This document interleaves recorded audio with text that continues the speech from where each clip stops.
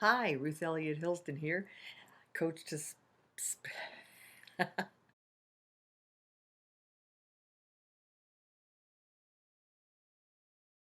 The topic today is your life in a panic? Is it time to reboot? Hey, it's Ruth Elliott-Hilsdon here.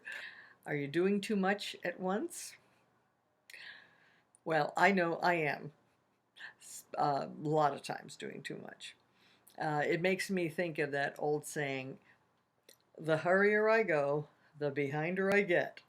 If that happens, just like your computer, then you know it's time to reboot.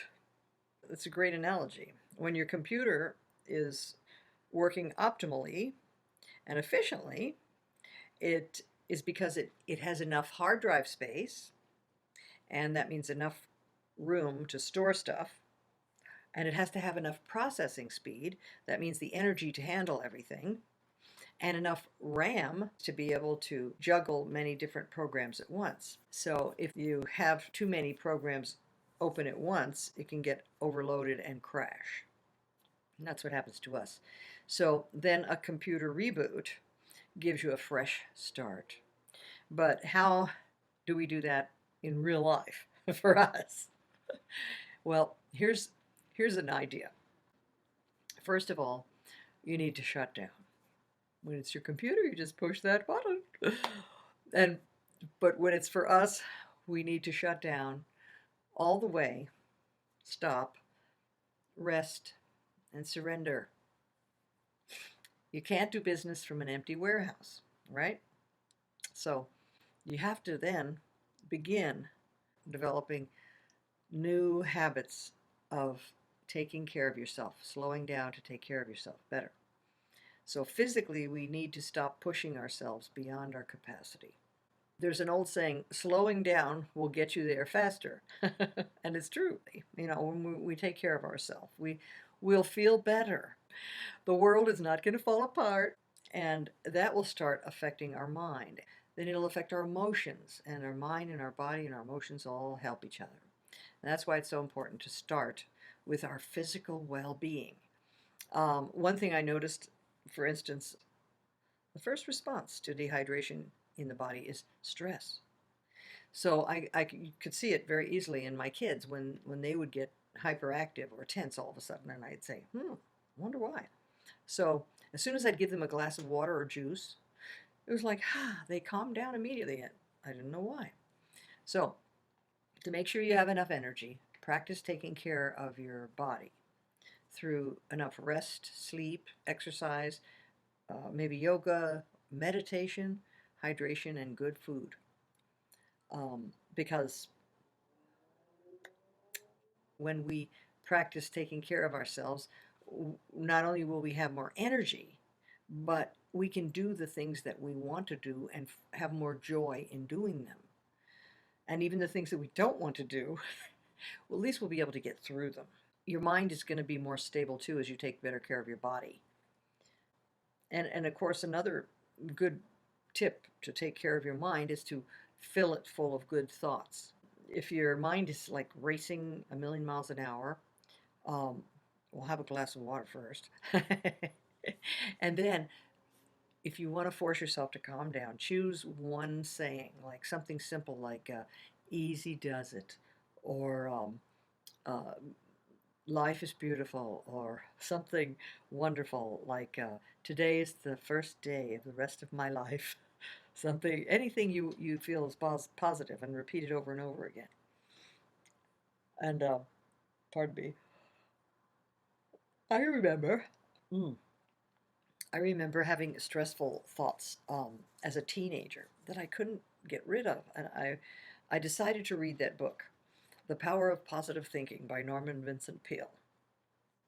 And in it, he mentioned that you should say over and over and over to yourself every day in every way, I am getting better and better. And I thought to myself, wow, that sounds really dumb.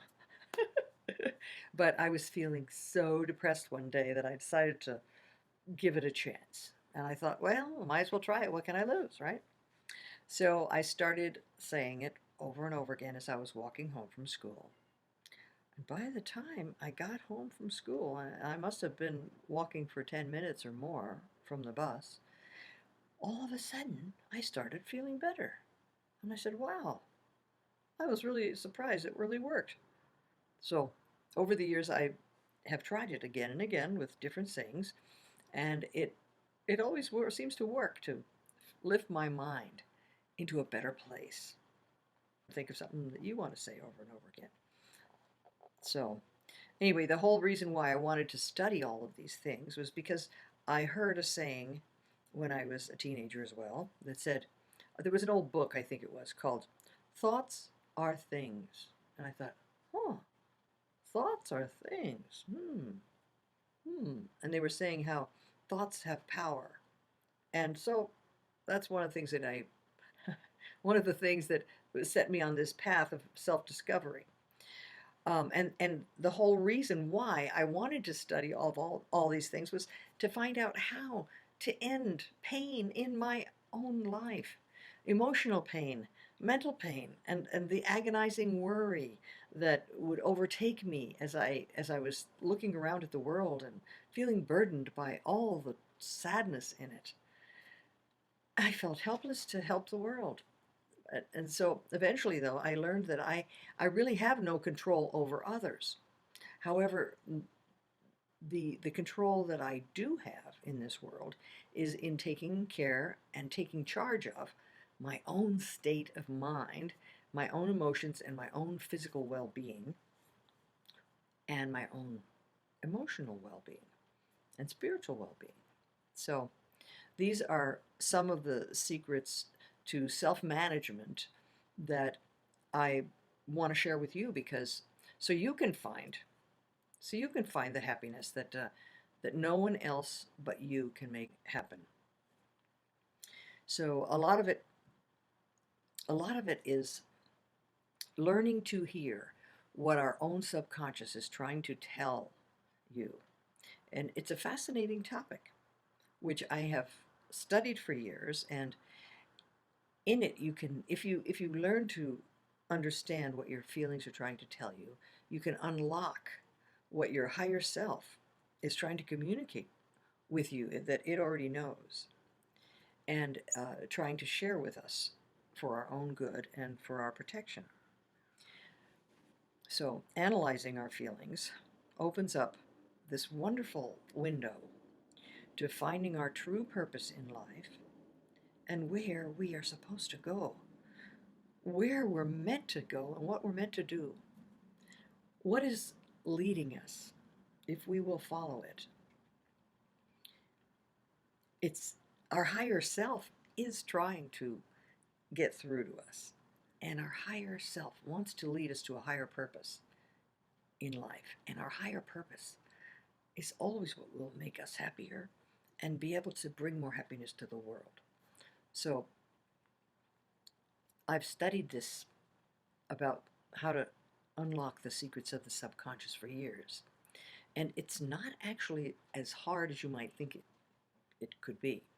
So we'll go into depth in my next videos as we go along. I'll teach you some of those secrets, and I will be giving a master class soon about how to unlock the secrets to your own subconscious that only you can find, but I can help you with the keys. So every day, in every way,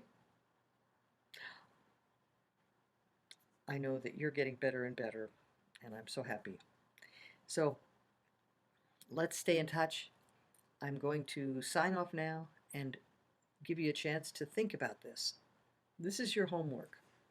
Think about, what are the things that distress you the most?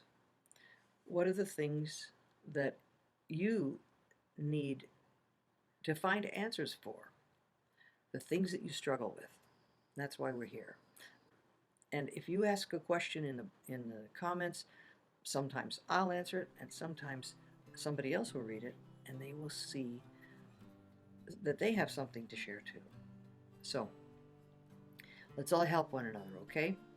This is our spot. This is a bright spot that we can share each other's burdens and support one another.